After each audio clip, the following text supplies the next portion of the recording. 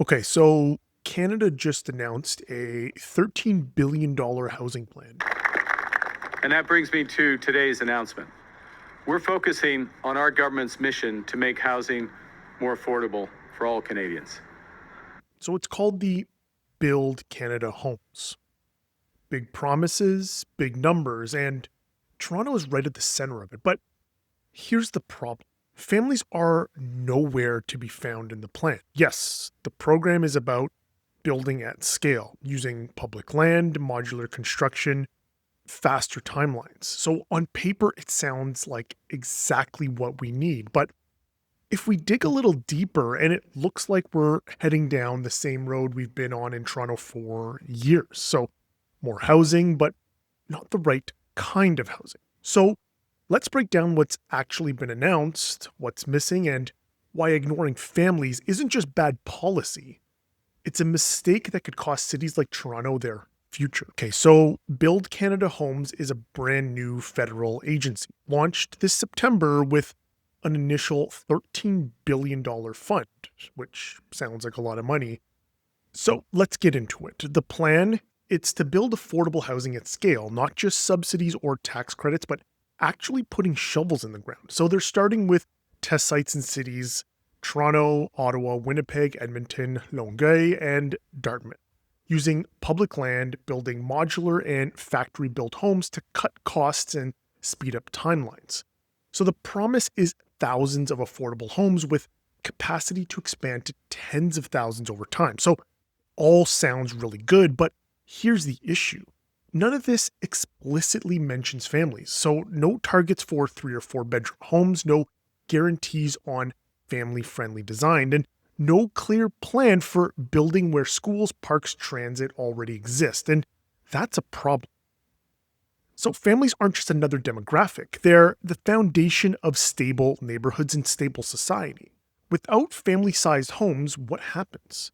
Families get squeezed out to the suburbs, stuck commuting hours every day, or they get crammed into condos that were never designed for kids.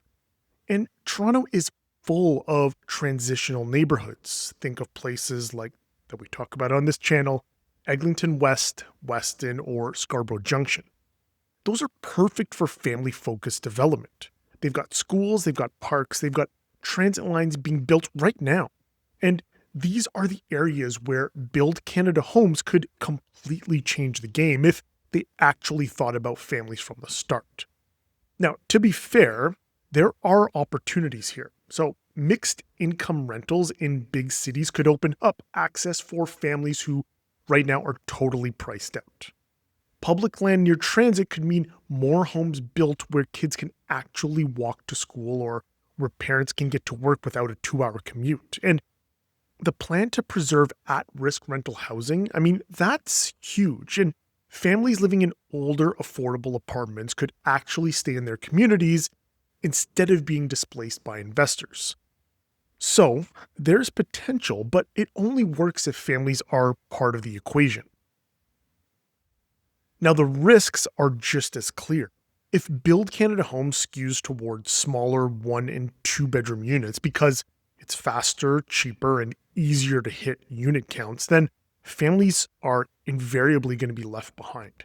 If affordability is defined loosely, say 80% of market rent, that's still out of reach for a lot of young families who are already stretched to the max, especially when we're talking about larger units. And if these new developments go up in places without schools, parks, or grocery stores planned from the beginning, you're just creating more pressure points instead of building real communities. So here's what I'd like to see. First up is unit standards, a real percentage of 3 and 4 bedroom homes, not just a token handful. Number 2, family-friendly design. So that means safe layouts, access to outdoor or gathering space, and homes that actually work for kids. Number 3, neighborhood choice. So, they've got to build in areas already supported by schools, parks, and transit, and not isolate families and projects with no infrastructure. Then we have long-term affordability coming in at number 4. So use deed restrictions, nonprofit ownership, or hybrid ownership model so families aren't priced out later down the line. Number 5, and this is an important one, is consultation. Families themselves need to shape these projects. Parents, kids, communities that have been underserved for decades. Now, to sum it all up, here's the bigger point. When we talk about new housing, we're always so afraid to focus on one group. The safe thing is to say we're building for everyone, but what happens when you build for everyone? Too often, you end up building for no one. And in that, we forget something obvious. Families are the backbone of our social structure. We absolutely need to start putting families at the center of what we're building, not relegating them to narrow suburban boxes or pushing them into condos that don't fit their lives, not treating them like an afterthought in our policies. In today's polarized world, the loudest voices too often shape housing policy. Meanwhile, the quiet majority, people who just want safe, stable, affordable homes to raise their kids, they're left dealing with the fallout. I'm not saying every young person needs to have kids, but for those who choose to build families, we're doing a poor job of supporting them. I hear it all the time. The cost of raising kids from age 0 to 20, childcare, school, healthcare, sports, food, housing, we should be building a society that makes that choice possible, not one that makes people think twice because it feels out of reach.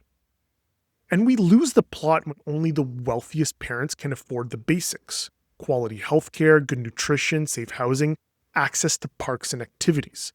That's not equity. That's not sustainability.